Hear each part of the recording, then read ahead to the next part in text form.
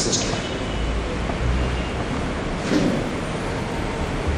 ഞാനിവിടെ ആദ്യമായിട്ട് എന്നെ ഈ സ്ഥലത്തേക്ക് ക്ഷണിച്ചത് അസിസ്റ്റന്റ് പ്രൊഫസർ വിപിൻ വർഗീസാണ്.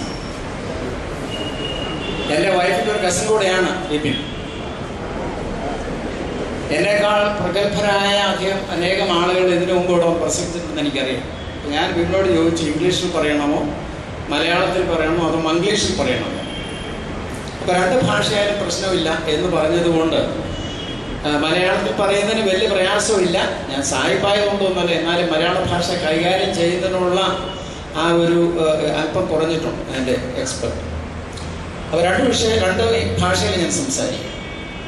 ഈ വിപിൻ പറയുമ്പോൾ അത് നിഷേധിക്കാനാവില്ല. കാരണം എൻ്റെ വൈഫ് ഒരിക്കൽ പറഞ്ഞു, സഭാകാര്യങ്ങൾ എന്തോ മറ്റോ വൈഫ് കുറേ കൂട്ടുകാരോട് ചർച്ച ചെയ്തിരുന്നപ്പോഴേ എന്തോ ഒരു തർക്ക വിഷയം വന്നപ്പോൾ അതിലൊരാൾ പറഞ്ഞു, വിപിൻ വർഗീസ് അങ്ങനെ പറഞ്ഞല്ലോ എന്ന് വെച്ചാൽ വിപിൻ വർഗീസ് പറഞ്ഞാൽ പിന്നെ ആ തിരുവായ്ക്ക് വേറെ എതിർവായി ഇല്ലെന്നാണ്.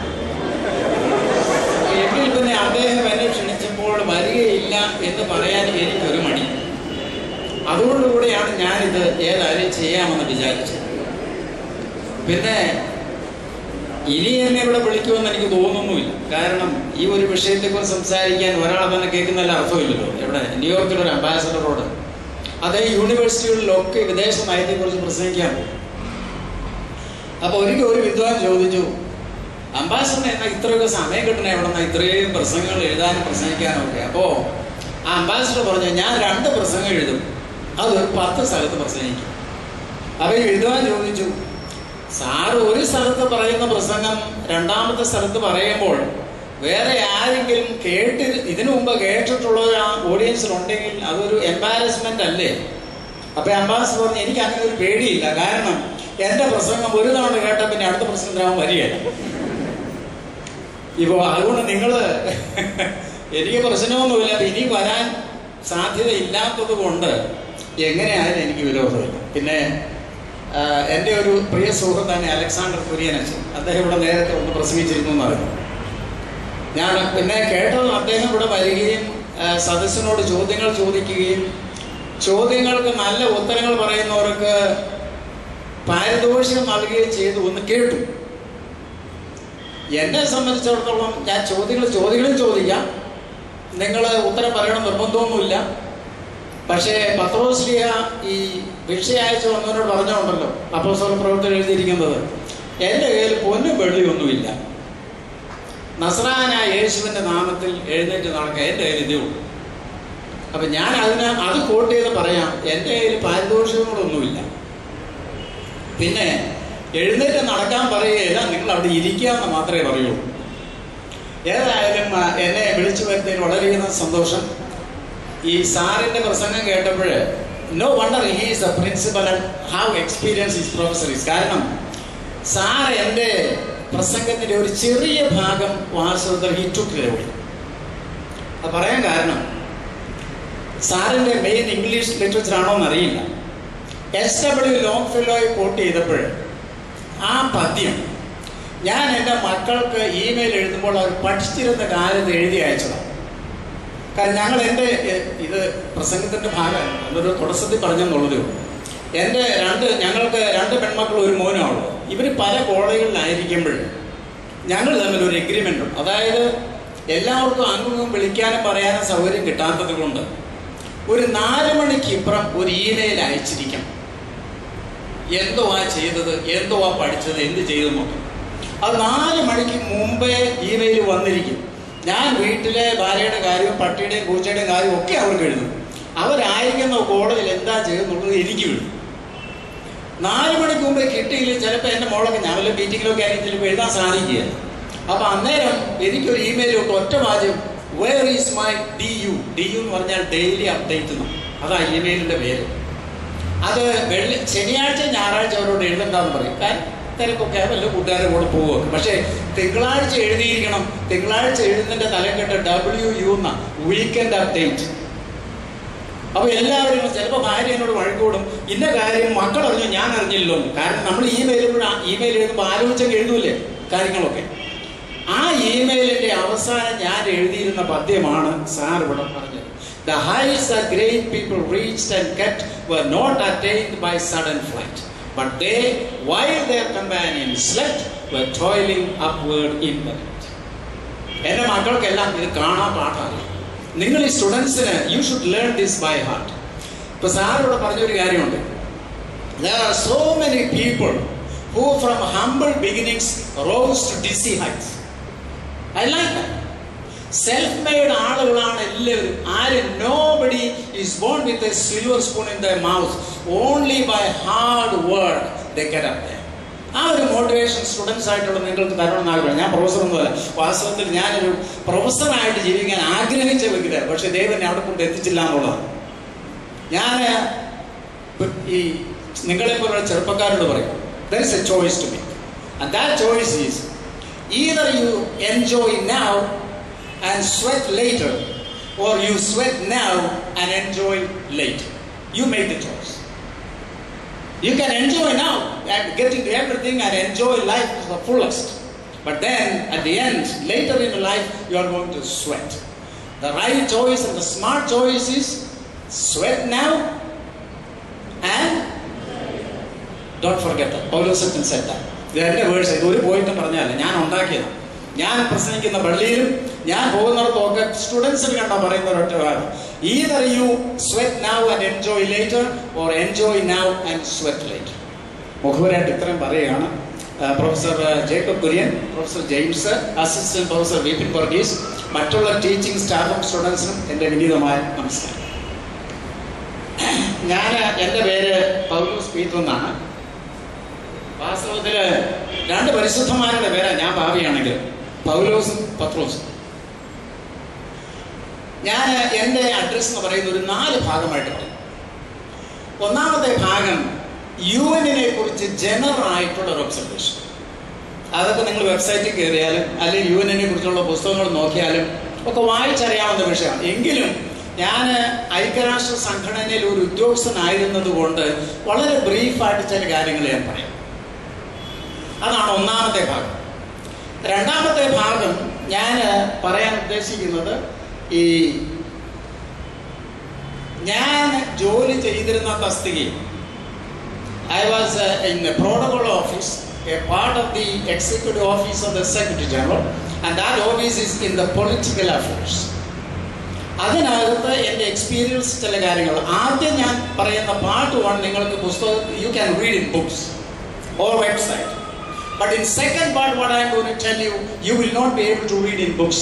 But that comes my experience and on the job. Number 3 എന്ന് പറയുന്നത്, ഞാൻ നിങ്ങൾക്ക് എന്തെങ്കിലും ചോദ്യങ്ങളോ കാര്യങ്ങളോ ഉണ്ടെങ്കിൽ, അല്ല, മൂന്നാമത്തെ ഭാഗം എന്ന് പറയുന്നത് ചോദ്യമല്ല. മൂന്നാമത്തെ ഭാഗം എന്ന് പറയുന്നത്, നിങ്ങൾക്ക് ആർക്കെങ്കിലും നിങ്ങളുടെ അബോധ മനസ്സിലെങ്കിലും UN-ലോ അല്ലെങ്കിൽ അതുപോലുള്ള സ്ഥാപനങ്ങളിലോ ജോലി ചെയ്യണമെന്നൊരാഗ്രഹം വന്നാൽ എന്തൊക്കെ സ്കില്ലാണ് നിങ്ങൾക്ക് ഇപ്പോൾ ആർജിക്കാൻ സാധിക്കേണ്ടത്, അതുകൊണ്ട് ജോലി കിട്ടണമെന്നൊന്നുമില്ല. ആ സ്കിൽസിനെ കുറിച്ച് ഒരു മോട്ടിവേഷൻ പോലെ മൂന്നാമത്തെ ഭാഗം. നാലാമത്തെ ഭാഗം നാലാമത്തെ ഭാഗം എന്ന് പറയുന്നത്, നിങ്ങൾക്ക് എന്തെങ്കിലും ചോദ്യം ഉണ്ടെങ്കിൽ ഞാൻ ചോദിക്കാം. നിങ്ങൾക്ക് ചോദ്യങ്ങളുണ്ടെങ്കിൽ ചോദിക്കാം. If I don't know the answer, I'll be blunt. I don't know the answer. And if I can answer the question, I'll be more than happy to answer it. അപ്പോൾ ഇങ്ങനെ 4 ഭാഗങ്ങളായിട്ടാണ് എൻ്റെ അഡ്രസ്സ് ഞാൻ ഉദ്ദേശിക്കുന്നത്. So part 1. When I speak about the United Nations, the name is United Nations. And that is an international organization that is set apart to maintain international peace and security. But you have to understand, the word United Nations was coined not in the context of peace, but in the context of war. The United Nations was born in the ashes of the Second World War. And the nations who were victors of the war, they got united to make the United Nations. For example, Germany was a big power then. But Germany was one of the defeated powers. USA was a victor. Russia was a victor. അപ്പോൾ അന്ന് ഈ France, Russia, UK ഇങ്ങനെയുള്ള രാജ്യങ്ങളെല്ലാം കൂടെ ചേർന്നാണ് United നേഷൻസിനെ ഉണ്ടാക്കിയത്. So in other words, the name United Nations was coined in the context of war. Nations united for war, but that was the name given to an organization that is the main task of which is to maintain international peace and security. ഈ United Nations സാറിപ്പോൾ New York പോയതുകൊണ്ട് ഒരു പക്ഷേ കണ്ടു കാണുമായിരിക്കും. It is a 16-acre property right in the middle of New York City. ആ 16-acre property there are 3 buildings: the United Nations Secretariat, which is about 40 floors, and a library building with all the UN publications, and then also a building where you have all the meeting rooms. The largest meeting room in the UN is the General Assembly Hall. Then of course there are conference rooms 1, 2, 3, 4, 5, 6, all kinds of sizes. That is a physical description of the place. Now that 16 acres is a diplomatic compound. ഞാൻ diplomatic compound എന്ന് പറഞ്ഞാൽ അമേരിക്കയുടെ loss ഒന്നും അവിടെ applicable അല്ല എന്നാണ് എൻ്റെ ചുരുക്കം. എന്ന് വിചാരിച്ച് ചില കാര്യങ്ങളൊക്കെ അമേരിക്കൻ ഗവൺമെന്റിന്റെ ബന്ധത്തിലാണ് നിൽക്കുന്നത്. UN has its own security. UN has its own police force. UN has its own printing press unless big volume books are printed, and of course they give the order for outside. Also they have their own post office. UN അങ്ങനെ post, നിങ്ങളിപ്പോൾ UN ഒരു എഴുത്ത് എഴുതിയാൽ UN post ഓഫീസിൽ ഇട്ടാൽ എഴുത്തോടെ വരും. പക്ഷെ ഒറ്റ വ്യത്യാസമുള്ളൂ, it has to stand with a stamp that is issued by the United Nations, and you cannot post that letter anywhere outside the 16 acres compound. ഞാൻ പറഞ്ഞു വന്നത്, that compound has its own diplomatic privileges and immunities granted by several legal instruments. For example, there is a headquarters agreement signed between the United Nations and the USA. There is also a Vienna Convention of Privileges and Immunities, which was actually I believe in 1961. എല്ലാ രാജ്യങ്ങളും വരുമ്പോൾ diplomatic privileges, that is also applicable there. And then also there is also accepted international law with regard to the work of the United Nations. അപ്പോൾ ഇത്രയും legal instruments അവിടെ ഉണ്ട്. UN also has a satellite of embassies. We do not call it embassy. ഇന്ത്യയുടെ Washington DC-യിലുള്ള embassy എന്ന് പറയും. പക്ഷേ the embassy that is in New York is not called embassy. It is called the Permanent Mission to the United Nations, which will be headed by an ambassador. You will have a lot of diplomats and a lot of people who are in critical positions also. അതെല്ലാം permanent missions to the United Nations ആണ്. മറ്റൊരു വ്യത്യാസം, what we practice at the United Nations is multilateral diplomacy.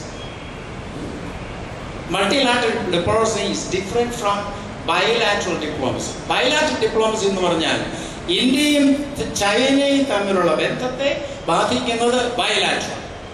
പക്ഷേ UN-ൽ it has a 193 member states. So it is not a bilateral diplomacy, it is a multilateral diplomacy. അതാണ് മറ്റൊരു കാര്യം. ഇനി UN-ന്റെ secretary general ആരാണ്? Ban Ki Moon, south കൊറിയയുടെ former foreign minister ആയിരുന്നു അദ്ദേഹം. ഞാൻ 4 സെക്രട്ടറി ജനറലിന്റെ കീഴിൽ സെർവ് ചെയ്തിട്ടുണ്ട്. When I joined the UN, Kottayam of Austria was the Secretary General for a very short time. Then of course there was Javier Perez Coya, who was from Peru. He was the secretary for a few years. And then came Boutros Ghali of Egypt. ഞാൻ ഈ പാരദോഷം ഇല്ലാന്ന് പറയുന്നതുകൊണ്ട് ആർക്കൊരു answer പറയാൻ ഒരു ഉത്തേജനമില്ല, ഇല്ലേ? എന്തെങ്കിലും പോട്ടെ.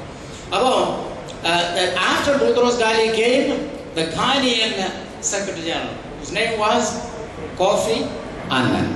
Actually, I retired during that when the Ban Ki Moon, the current Secretary General, was into his term for about 6 months. Then I said goodbye to the UN. Most of these Secretary Generals, they serve 2 terms, and every Secretary General is elected for a 5-year term that can be extended for another 5-year term, and several of the Secretary Generals did serve 2 terms. The Secretary General position he is not a head of state, but he is not a prime minister. So we rank him somewhere in the middle between a head of state and a head of government. That is the prime minister. He head of state he has no state to head. Vatican is a small place. But still, the Pope has the title of head of state. Why? Because Vatican is a state. Vatican has its own money. It has its own note, currency note. It has no state, so he is not called a head of state. And he is appointed by the General Assembly at the recommendation of the Security Council. UN in pala principal organs General Assembly, Security Council, Economic and Social Council, Trusteeship Council, and what? And the law branch, the judicial branch is called the International Court of Justice. Out of these principal organs, there is only one that is outside of New York, which is the International Court of Justice, which is in the Netherlands and at the place called The Hague. General Assembly that is the one body in which all the 193 nations are represented. And the vote is very democratic.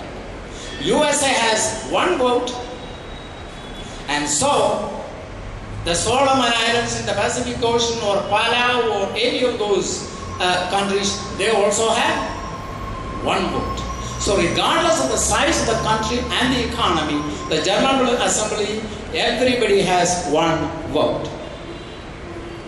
There are 6 delegates seated in the General Assembly with the head of delegation and 5 diplomats, 3 in front and 3 at the back. That is the seating. And plus you have all agencies, the UNDP, the UNICEF, the World Health Organization, all those agencies are there too. So that is the General Assembly. You can speak in the General Assembly in any language, and that includes Malayalam too. UN official languages English, French, Russian, Spanish, Arabic, Hindi is not. English, French, Russian, Spanish, Arabic, these are the official languages. Anytime anybody speaks in the General Assembly hall or in any of the conference rooms, whatever is spoken here is simultaneously interpreted into these 6 official languages. So you will have a button there, and you turn the dial to the language that you want. So someone will sit in the booth, all the 6 booths, somebody will sit there and listen to the speaker and simultaneously translate. That's how that setup is there in the UN, in any conference, in all the international conferences, this is there. But this is something that is set to the General Assembly. So the only thing is, if let's say,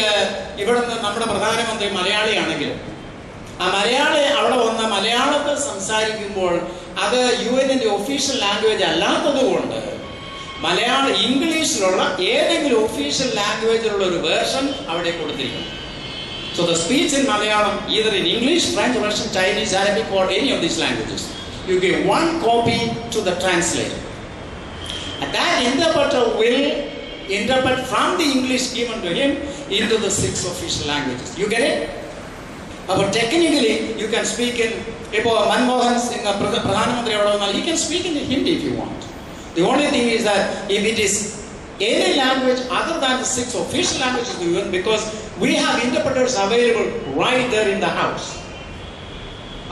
So anybody can speak in any language provided the manuscript in one of the official languages is given.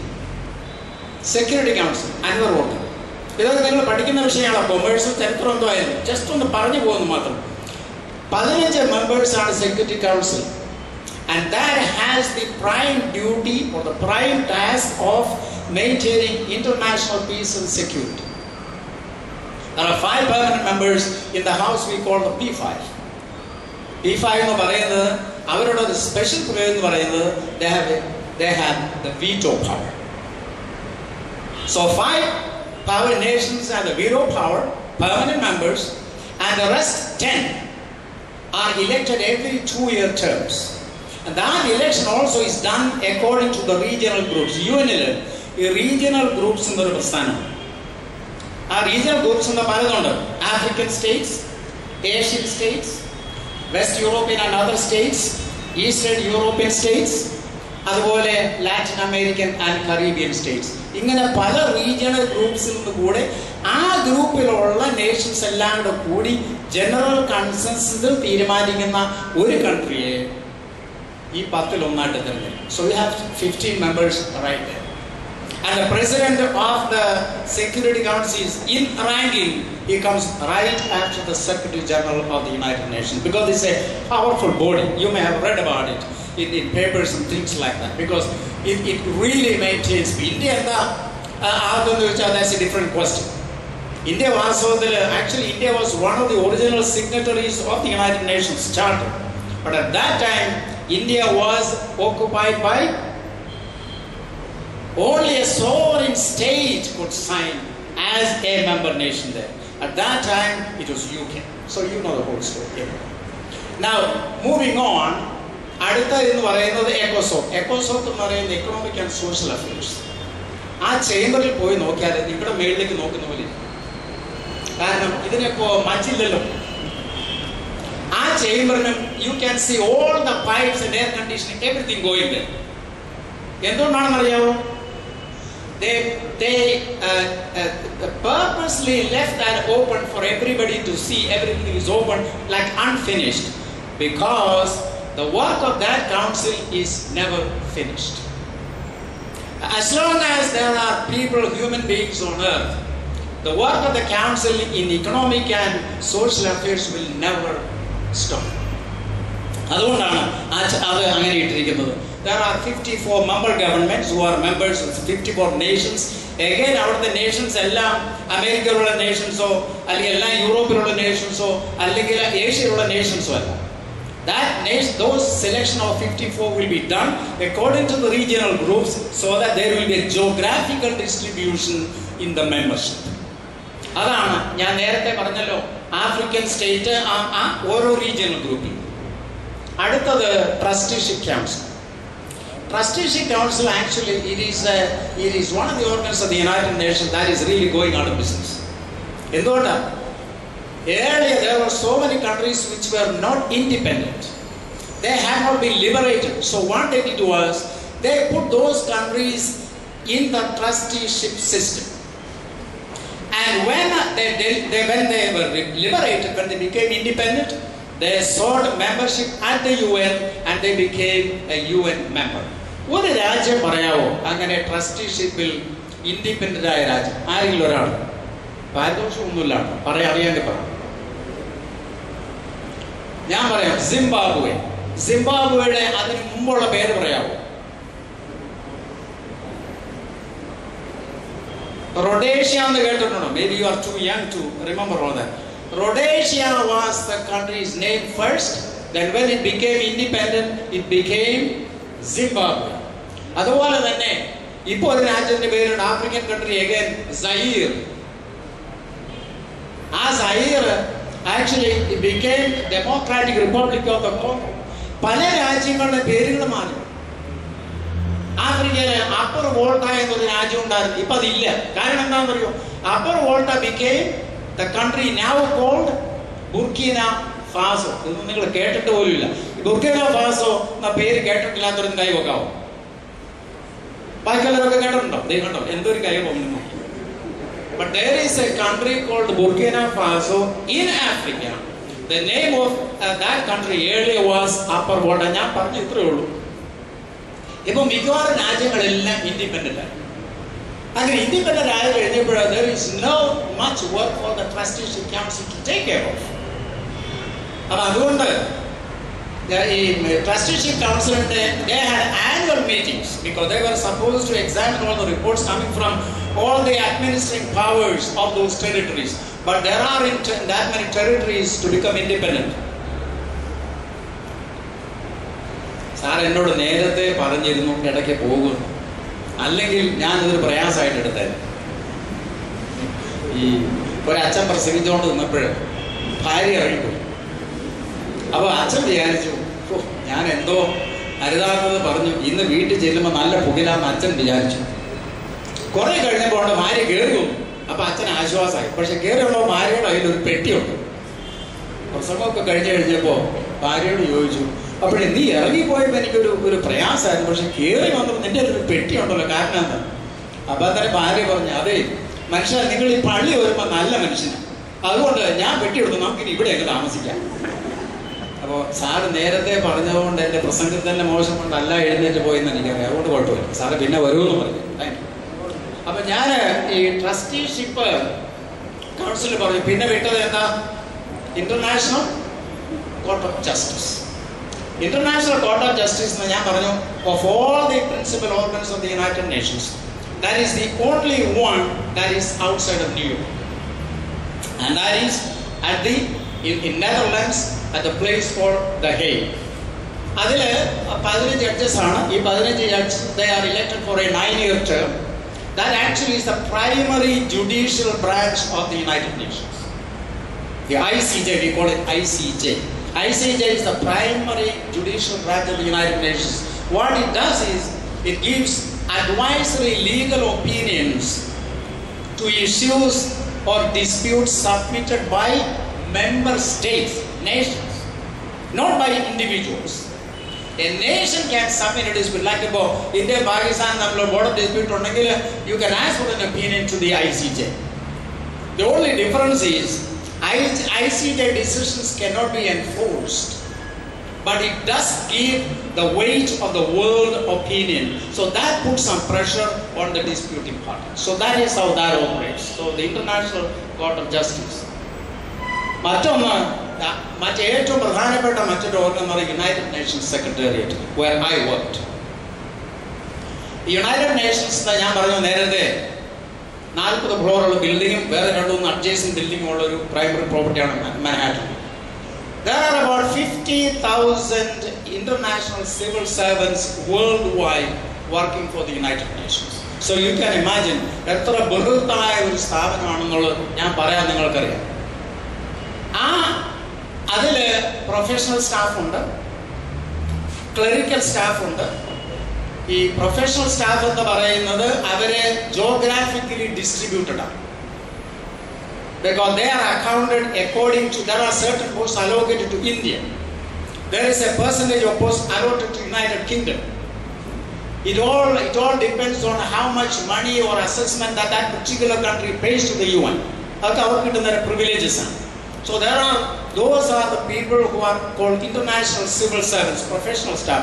Then of course there is general service staff who do all the clerical work. You know, the UN Secretariat actually services all the other branches of the United Nations. United Nations Secretariat is the biggest press assembly in the world. Almost 700 to 800 press accreditations are there, permanently placed at the United Nations. പലപ്പോഴും എനിക്കറിയാം പല കൊച്ചു രാജ്യങ്ങളും United നേഷൻസിൽ വന്ന് press releases എടുത്തുകൊണ്ട് പോകും. You know why? Because we get all the news right away before even their embassies in New York gets it. About 700 to 800 press corps are actually stationed permanently at the UN. So the UN that is the UN Secretariat. The UN functions, of course, by contributions and assessments by different countries. Those assessments are made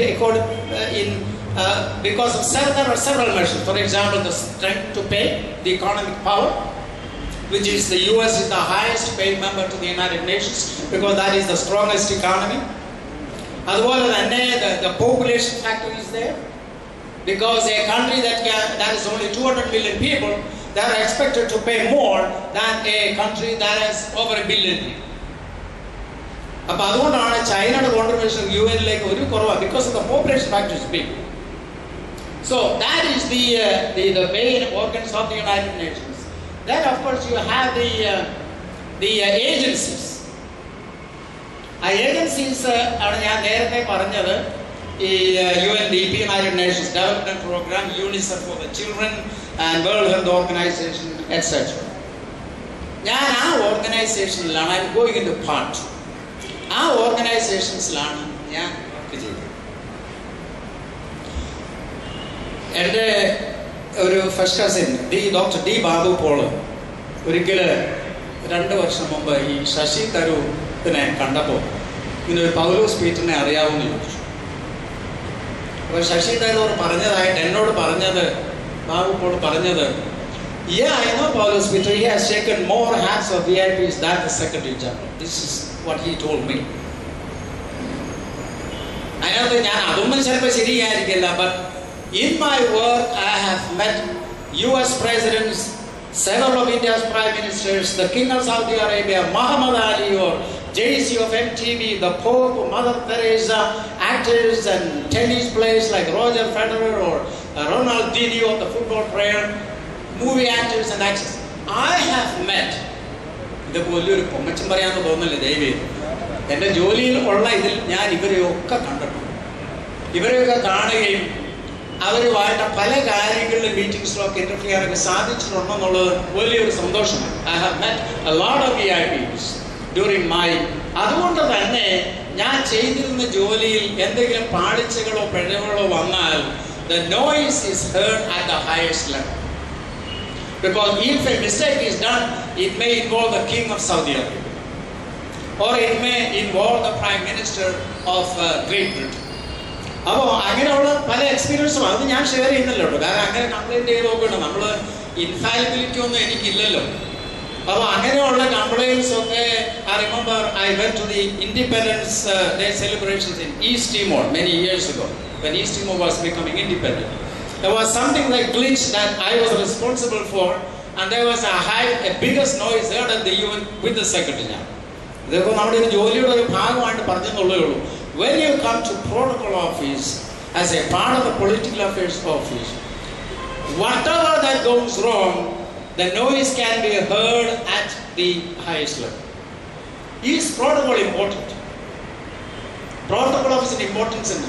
ഞാൻ ഒരു ഉദാഹരണം പറയാം. ഇപ്പോഴത്തെ ഇന്ത്യയുടെ vice president Shri Muhammad Hamid Ansari was the chief of protocol from 1980 to 1985 to the government of India. Now he is the vice president of the Republic of India.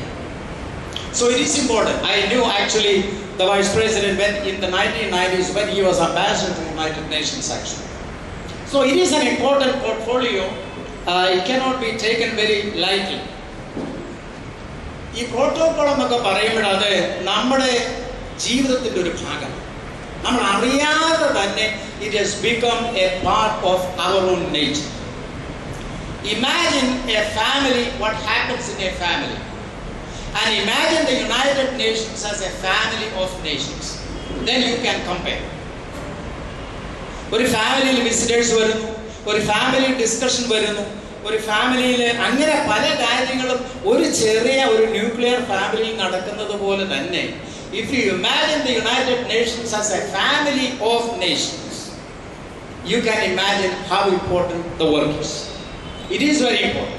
Protocol എന്ന് പറയുന്ന വാക്ക് തന്നെ protos means first. Kola means glue. It is a Greek word.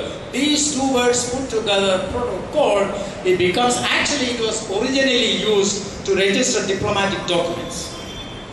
പക്ഷേ ആ order keep ചെയ്യേണ്ടതെന്ന് വളരെ ആവശ്യം. നമ്മുടെ rules of behaviour തന്നെ പ്രോട്ടോകോളാണ്. A lot of rules of behavior that we observe in our own life. Your rules of behavior changes like anything else. ഇപ്പോൾ പണ്ട് കാര്യം ഇപ്പോഴും മുണ്ടോട്ട് നടക്കുന്നുള്ളൂ. ഇപ്പോൾ ഒത്തിരി ആളുകൾ മാറ്റിട്ട് നടക്കുന്നില്ല. I don't see anybody wearing a dhoti. People are, this is not our dress. The lifestyle changes, the dress changes, the dress code changes. ഒരു ambassador credentials present ചെയ്യാൻ വരുമ്പോൾ there are some countries like Morocco, Thailand and UK, they specialize that the ambassador who is presenting credential to the head of state should wear a certain dress code. But so those are rules that are important. In UN, it is a very simplified format. You know why? കാരണം അവിടെ വരുന്ന രാജ്യത്തിലെ മെമ്പറായിട്ട് ഈ മുണ്ട് ഷർട്ടും ധരിക്കുന്നവർ കാണും, അല്ലെങ്കിൽ സാരി ധരിക്കുന്നവർ കാണും. വേറെ രാജ്യത്ത് തലയിൽ കെട്ടും തൊപ്പിയും ധരിക്കുന്നവർ കാണും. So there are all kinds of people speaking different languages and coming from different cultures and different kind of values, set of values. They all come together at the UN, so you cannot really enforce all those because one may get offended. So we make such ceremonies at the UN very simple. അതായത് ഇന്ന code വേണമെന്നില്ല. എന്നെ ആഴ്ച ചുമ്മാ T shirt ഒരു ambassador present credentials present ചെയ്യാൻ secretary അടുത്ത് വരുമ്പോൾ ചുമ്മാ ടീഷർട്ടും നിക്കറും വരാൻ ഒക്കത്തില്ല. We make it something like a semi-official. We expect that person either to wear a national dress if they have, or we expect him to dress with a dark suit. അല്ല ചുമ്മാ T shirt ഇട്ടോണ്ട് കയറി നമ്മൾ ചന്തയിൽ പോകുന്ന പോലെ മാർക്കിൽ പോകുന്ന പോലെ വരാൻ ഒക്കത്തില്ല.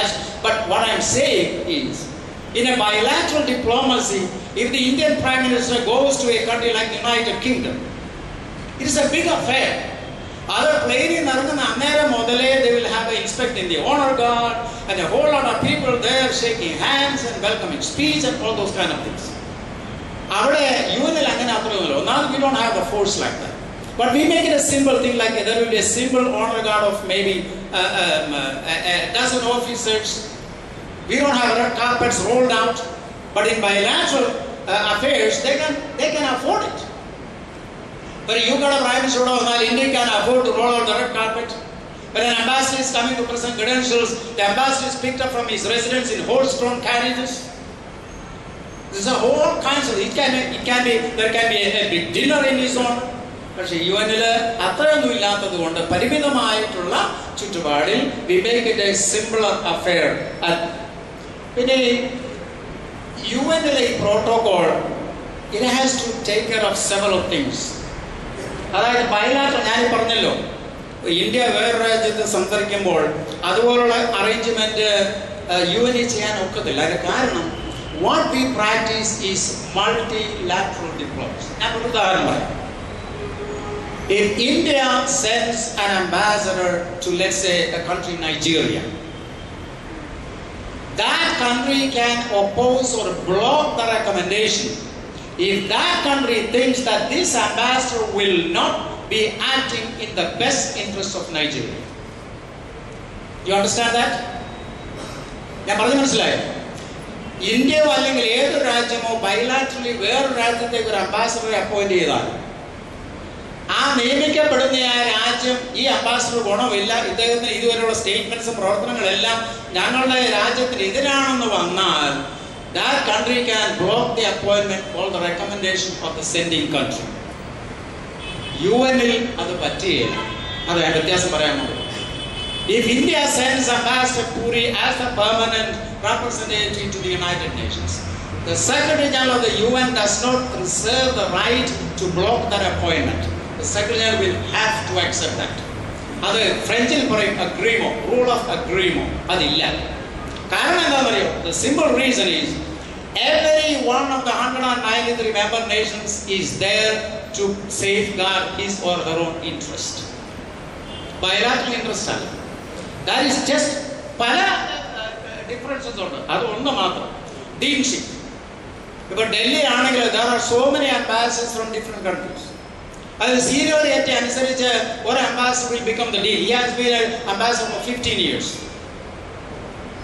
And an ambassador who joined the rank of ambassadors in Delhi in the last 2 years will not be considered as senior. So there will be a dean among the ambassadors. UN-ൽ അങ്ങനെയില്ല. What UN does is, there are regional groups, as I said, the Asian states, the African states, the Latin American, Caribbean states, West European, all this. In all those regional groups, there is a chairman. Or regional groups, it is chairman, and that chairmanship is rotated every month. If there is a question, if there is a problem, it can be brought to the chairman of that particular, all these regional groups. So that's another difference. Alphabetical ordering. By which I mean, let's say there are 10 prime ministers in an international conference. The host and guest of honor is something different. Host country is always the first place. ആ 10 prime ministers A to Z വരെയുള്ള alphabetic orderലാണ് our ഇരുത്തുന്നത്, but not in the UN. The UN seating is done by an alphabet which is drawn from a hat by the UN Secretary General. Before the assembly begins, the generals, all the nations' name will be in a hat or in a box, and the secretary will pick one. Let us say when he got the name of Zimbabwe. The first country that will sit in the General Assembly will be Zimbabwe, and the second will be Afghanistan. So that means every country gets a chance to sit first every year. The next year also, when you take Zimbabwe, can again sit if that name comes up. So that means that one country starting with alphabet A will not always sit at the same place, just because the country's name starts with A. So the alphabetical list is not there. It is that order is kept not only in the General Assembly, but in all the seatings and social events and all that. That same seating is followed, because the UN cannot make a difference between the head of state of Solomon Islands and the head of state of India. Because at the UN, all sovereign states are considered equal, even though one nation may be more powerful than the other. Now, what are the things that protocol means? It is a rule of behavior. ഒരു ഉദാഹരണം പറയാം. നിങ്ങളിപ്പോൾ ഒരു റെസ്റ്റോറൻറ്റിൽ ഇരിക്കുക, അല്ലെങ്കിൽ നിങ്ങളൊരു bus സ്റ്റോപ്പിൽ നിൽക്കുക, അല്ലെങ്കിൽ നിങ്ങൾ ഒരു ബാങ്കിൽ പോവുകയാണ്. നിങ്ങൾ 10 മണിക്ക് ബാങ്കിൽ ചെന്നു, 11 മണിക്ക് വേറൊരാൾ കയറി വന്നു. ഈ 11 മണിക്ക് വന്ന ആളുടെ കാര്യം ആദ്യം സാധിച്ചു കൊടുത്താൽ നിങ്ങൾക്ക് എങ്ങനെ ഫീൽ ചെയ്യും? How will you feel? You will feel slighted because you were there earlier and the person took out the guy who came after. So if someone is served first, even though he arrived later, the person who arrived earlier will feel slighted and there can be a problem. ഞാൻ കഴിഞ്ഞ ആഴ്ചയിൽ അവിടെ എറണാകുളത്ത് ഒരു കാര്യം അടയ്ക്കാനായിട്ടില്ല, താമീസുമായിരുന്നു. ഞാനവിടെ ചെന്നിരുന്ന് എൻ്റെ രസീത് മേടിച്ച് മുമ്പിൽ വെച്ചുകൊണ്ട് ഇരുന്നപ്പോൾ ഒരു മാന്യദേഹം, ഒരു 6 അടി പൊക്കമുള്ള ഈ ഷർട്ടൊക്കെ നല്ല ബ്ലേഡ് പോലെ തേച്ചുള്ള ഒരു വ്യക്തി ഒന്ന് കയറി രസീത് കൊടുത്ത് പുള്ളി കാര്യം സാധിച്ചു അവിടെ. അപ്പോൾ എൻ്റെ രസീത് കൊടുത്ത് മുമ്പിൽ ഞാൻ ഒരു അരമണിക്കൂർ ഇരുന്നതിന് ശേഷമാണ് കൊടുത്തതുകൊണ്ട്. ഇത് കേരളത്തിലെ എറണാകുളത്തുള്ള സംഭവം. അപ്പോൾ ഞാൻ ആ വ്യക്തിയോട് പറഞ്ഞു, ഞാനൊരു അരമണിക്കൂറായിരിക്കുന്നു, എൻ്റെ കാര്യം അദ്ദേഹം ചെയ്തുകൊണ്ടിരിക്കുകയാണ്, അപ്പം അതിൻ്റെ ഇടയ്ക്ക് നിങ്ങൾ വന്ന് അത് ഈ കാര്യം സാധിച്ചിട്ടും അത്രയൊരു മാന്യതയല്ല എന്നൊന്ന് മനസ്സിലാക്കണമെന്ന് ഞാൻ ആ മനുഷ്യരോട് പറഞ്ഞു. പുള്ളി ഒരു 10,000 സോറി പറഞ്ഞു. പുള്ളി സ്ഥലം വിട്ടു, കാര്യം സാധിച്ചു, ഞാൻ പിന്നെ കാര്യം സാധിച്ചു. വാട്ട് ഐ എം സെയിങ്, ഇവിടെ നാളെ ആരോട് പറഞ്ഞു, ഇവിടെ ലൈനായിട്ട് നിൽക്കുന്ന ഒരൊറ്റ സ്ഥലത്തുള്ളത്ര. അതെന്തുവാണ് എന്നാന്ന് ഞാൻ പറയുന്നില്ല. But somebody told me there is only one place where you see people lining up. Not anywhere else. Not in the bus stop, not at the restaurant, not at a bank, not any other place. It is a rule of behavior. And protocol is very much a rule of behavior. You also need to know how to address a person. It is a matter of protocol. കാരണം നമ്മൾ ഒരു രാജാവിനെ നമ്മൾ സംസാരിക്കുന്ന സമയത്ത് ചുമ്മാ ചാക്കോ മത്തായി എന്ന് പറയുക. You will address him as your majesty. If you are addressing A president, you will say, നിങ്ങൾ ഇവിടെ പറഞ്ഞ ഗൾഫോൺ പറഞ്ഞോളൂ, you will address him as mister president. You can say your excellency. If you are talking about a governor or a mayor or a judge, you can say the honorable or your honor. If you are talking about somebody who is religious, for example, you can say your grace, your eminence, your beatitude, or your holiness. Like that it goes. അല്ല, നമ്മൾ ഇപ്പോൾ ഏതെങ്കിലും തിരിയുന്ന കാണുമ്പോൾ mister കൂറിയോസ് എന്ന് പറയാറോ? ഇല്ലല്ലോ. Because there are certain set ways of addressing someone properly. And that is very much with the protocol. If it is the Pope, you will call him His Holiness the Pope. പിന്നെ അത് കൂടാതെ മറ്റ് പല രാജ്യങ്ങളും വേറെ foreign titles ഉണ്ട്. ഇപ്പൊ Malaysia ചെല്ലുകയാണെങ്കിൽ മലേഷ്യയിൽ ഡാറ്റോ, ടാൻസറി, ഇതൊക്കെ മലേഷ്യയിലുള്ള ചില ഓൾറെഡി ടൈറ്റിൽസ് ഉണ്ട്. If you go to Spain, you will add somebody said Senor Don Rodriguez. But ഞാൻ പറഞ്ഞു വന്നത് ഇത് എല്ലാവർക്കും അറിയും. So when you deal with, I'm not talking about people that ordinary people that you deal with. You are dealing with people at a prime minister, president, royal family, all these people.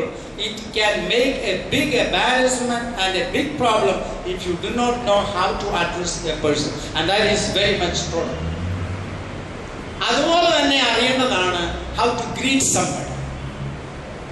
അതായത് ഇപ്പോൾ ഞാൻ പറയാം, do not make the mistake of kissing a lady in countries like Morocco, Egypt, Japan and China. But you can always go kiss a lady, welcome by kissing a lady in Western Europe. There is no problem. If you go in Africa and the Arab world, you know how men greet each other? Men kiss each other when they greet. But if you do that elsewhere, that may be interpreted as something else. That is for you to know, and I'm not saying it.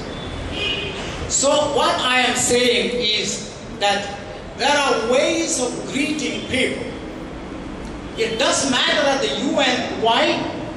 Because the people who are coming there coming from different cultures. In Japan, you are supposed to what? Bow your head. And that's how you greet somebody. But let me tell you this. If a Japanese Prime Minister comes to the United Nations, you don't have to bow and receive him. If Indira Gandhi or the Prime Minister or a lady comes from India, she will come to at the receiving entrance, she will say like this, she will join her palms together and bring it to her face. But someone in the United Nations doesn't have to do that.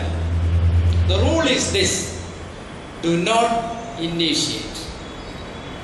You understand that? This is a rule that you have to learn. Do not initiate. The one from Japan, instead of bowing, he may extend his hand. Then you shake his hand. The Prime Minister of India, even though he is used to doing this, he knows that he is in a Western country. So in New York, when he comes to the UN or to an international conference, he will extend his hand. You shake his hand. No problem. The thing is, knowing how to greet a person from that country, you do not initiate. That is precisely the point. So you need to know how a person needs to be greeted. That is something. So how to hold a conversation. How to entertain people. A simple rule. If you ask an Indian, if you invite a Chinese, the rule is, unless that Chinese person insists, you don't invite him to a Chinese restaurant. Someone, an Indian, invites a person to something else.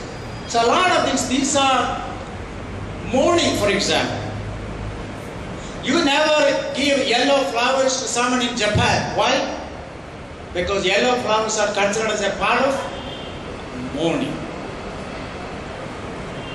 So those are some of the things at the UN. These things are important because you get a lot of people who are coming from different parts of the world. Viewing of bodies is not allowed in Muslim countries. Whereas in Christian countries, viewing of bodies is allowed. So there are a lot of, in Buddhist countries, there are different rules and rules. In countries, other countries also, there are different rules that you may want to know when you greet people at the highest level, because that makes a big difference. You do not serve ham to a Muslim. You do not serve beef to a Hindu. Because at that highest level, when that happens, it can be embarrassing.